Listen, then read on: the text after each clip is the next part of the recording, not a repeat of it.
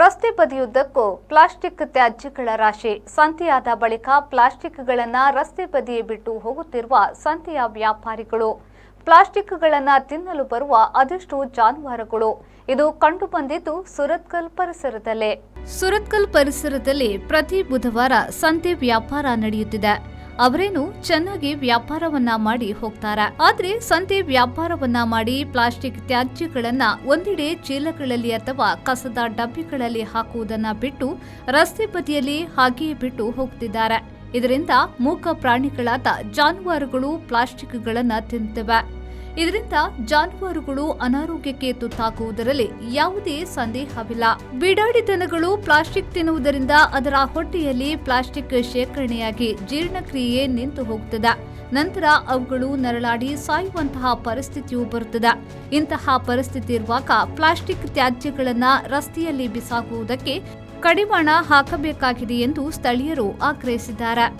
ಸುರತ್ಕಲ್ ನಮ್ಮ ಇಲ್ಲಿ ಸಂತೆ ನಡೀತಾ ಉಂಟು ಬುಧವಾರ ಸುರತ್ಕಲ್. ಇಲ್ಲಿ ಸಂತೆ ನಡೆದ ತಕ್ಷಣ ಈ ಪ್ಲಾಸ್ಟಿಕ್ಗಳನ್ನೆಲ್ಲ ನೋಡಿ ರೋಡಿಗೆ ಹಾಕ್ಕೊಂಡು ಹೋಗ್ತಾ ಇದ್ದಾರೆ. ದಯಮಾಡಿ ವಿನಂತಿ ಮಾಡ್ತಿದ್ದೇವೆ ನಾವು ವ್ಯಾಪಾರ ಮಾಡುವವರ ಹತ್ರ, ಆ ಪ್ಲಾಸ್ಟಿಕ್ ಅನ್ನು ದಯಮಾಡಿ ಅಲ್ಲಿ ಬಿಸಾಡಬೇಡಿ. ಯಾಕಂದ್ರೆ ನೋಡಿ ಆ ಮೂಕ ಪ್ರಾಣಿಗಳು, ಆ ದನಗಳು ಅದನ್ನು ತಿಂತಾ ಉಂಟು. ಆ ಎಷ್ಟೇ ದನಗಳು ಅದು ಪ್ಲಾಸ್ಟಿಕ್ ತಿಂದ ತಕ್ಷಣ ಅದಕ್ಕೆ ಇದಾಗುದಿಲ್ಲ, ಜೀರ್ಣ ಆಗುದಿಲ್ಲ, ಅದು ಸಾಯ್ತದೆ ದನಗಳು. ದಯಮಾಡಿ ವಿನಂತಿ ಮಾಡ್ತೇನೆ, ನೀವು ವ್ಯಾಪಾರ ಮಾಡಿದ ನಂತರ ಆ ಪ್ಲಾಸ್ಟಿಕ್ ಅನ್ನು ಯಾವುದಾದ್ರೂ ಒಂದು ಡಬ್ಬದಲ್ಲಿ ಹಾಕಿ ಕಟ್ಟಿ ದಯಮಾಡಿ ರೋಡಿಗೆ ಬಿಸಾಡಬೇಡಿ. ನೋಡಿ ಆ ದನಗಳು ತಿನ್ನುವಾಗ ನಮಗೆ ಬೇಜಾರಾಗ್ತದೆ, ಆ ದನಗಳಿಗೆ ಬಾಯಿ ಬರುವುದಿಲ್ಲ ಮೂಕ ಪ್ರಾಣಿಗಳಿಗೆ.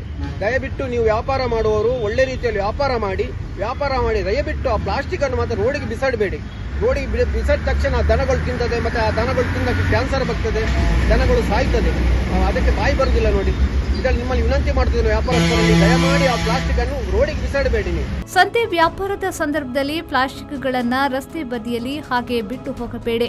ಜಾನುವಾರುಗಳಿಗೆ ಮಾರಕವಾಗುವ ಪ್ಲಾಸ್ಟಿಕ್ಗಳನ್ನ ಎಲ್ಲೆಂದರಲ್ಲಿ ಬಿಸಾಕದೆ ಸಮರ್ಪಕ ರೀತಿಯಲ್ಲಿ ವಿಲೇವಾರಿ ಮಾಡಬೇಕಾದ ಅಗತ್ಯವಿದೆ.